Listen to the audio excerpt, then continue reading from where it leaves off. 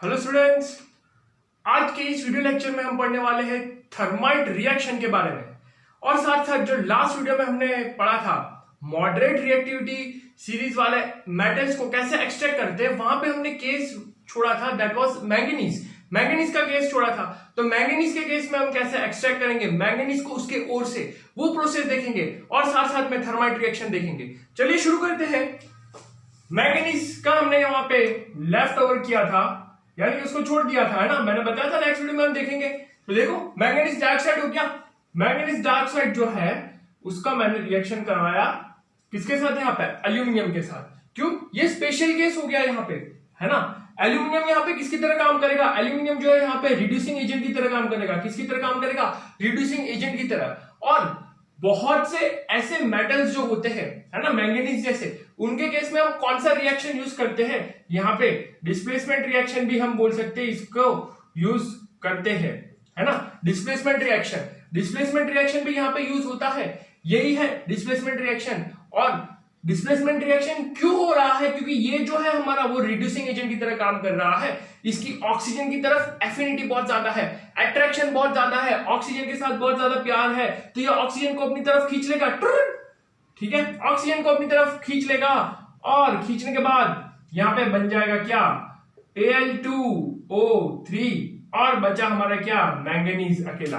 अब आती है बैलेंसिंग की कहानी, तो इसको बैलेंस कर लेते हैं।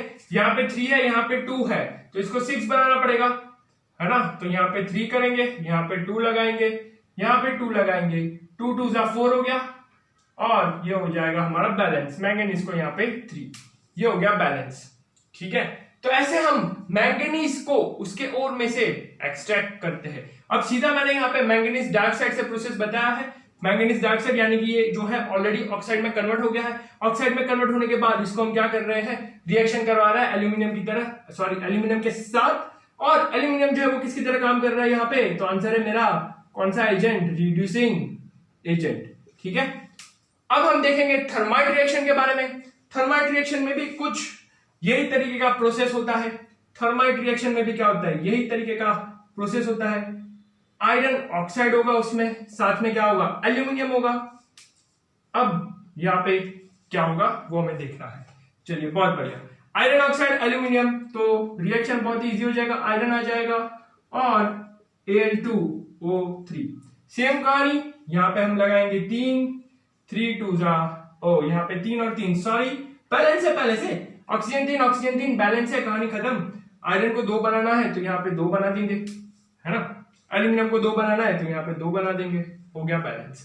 अब देखो ये रिएक्शन जो है ना, यहाँ पे साथ साथ में क्या भी रिलीज होता है, तो आंसर है हीट भी रिलीज होता है। हीट एनर्जी भी यहाँ पे रिलीज होता है। ये हाईली एक्सोथर्मिक रिएक्शन है।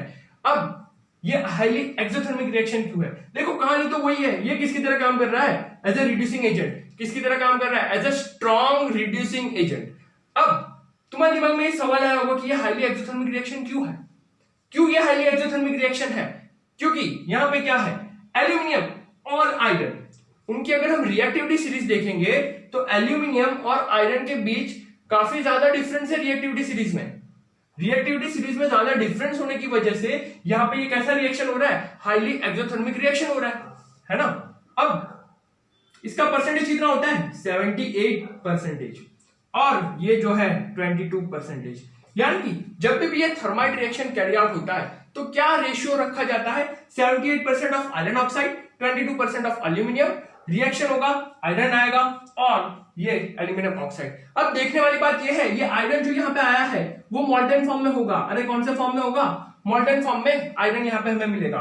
और हीट क्यों रिलीज हो रही है, तो ये बहुत ही अच्छे से आप समझ लीजिए, क्योंकि यहाँ पे दोनों की अगर आप रिएक्टिविटी सीरीज देखेंगे, है ना, रिएक्टिविटी सीरीज के जो भी मेटल्स है उसको हम कंपेयर करेंगे तो एल्यूमिनियम और आयरन के बीच काफी डिफरेंस है, जिसकी वजह से ये लार्ज अमाउंट ऑफ हीट जो है वो प्रोड्यूस हो रहा है। और क्यों हमने एल्यूमिनियम ही यूज किया, तो 2 रीजन है उसके। पहले तो ये काफी cheap and easily available metal है, और दूसरा ये स्ट्रॉन्ग रिड्यूसिंग एजेंट है। अरे क्या है ये, स्ट्रॉन्ग रिड्यूसिंग एजेंट। तो 1 मार्क का आपका यहां से कंसेप्चुअल क्वेश्चन बन सकता है कि why aluminium is used in thermite reaction. Answer यहाँ पे हमने बता दिया है। और ये आयरन जो यहाँ पे मिला है वो कौन से फॉर्म में है, मोल्टन फॉर्म में है। जो आयरन यहाँ पे हमें ऑब्टेन हुआ है मोल्टन फॉर्म में है। अब देखिए समझते इसमें होता क्या है रियलिटी में, पहले इसके यूजेस देख लेते हैं, है ना। ये जो है to join rail tracks, railway में जो ट्रैक्स होते हैं, ठीक है ना, रेल ट्रैक्स होते हैं, उसको ज्वाइन करने में ये यूज होता है। अब कैसे यूज होता है चलिए समझते हैं इसको।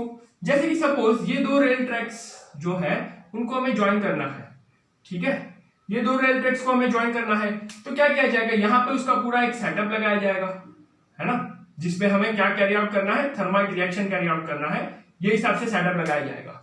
ओके, और एल्यूमिनियम ऑक्साइड के साथ साथ यहाँ पे क्या किया जाएगा, सॉरी आयरन ऑक्साइड के साथ साथ क्या किया जाएगा, यहाँ पे एल्यूमिनियम ऐड किया जाएगा।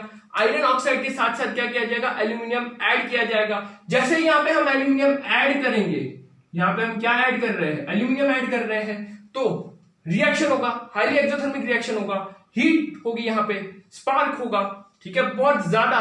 और टेम्परेचर जो है आप मान सकते हो नियर अबाउट 4000 to 4500 की रेंज में टेम्परेचर जो है वो पहुंच जाता है।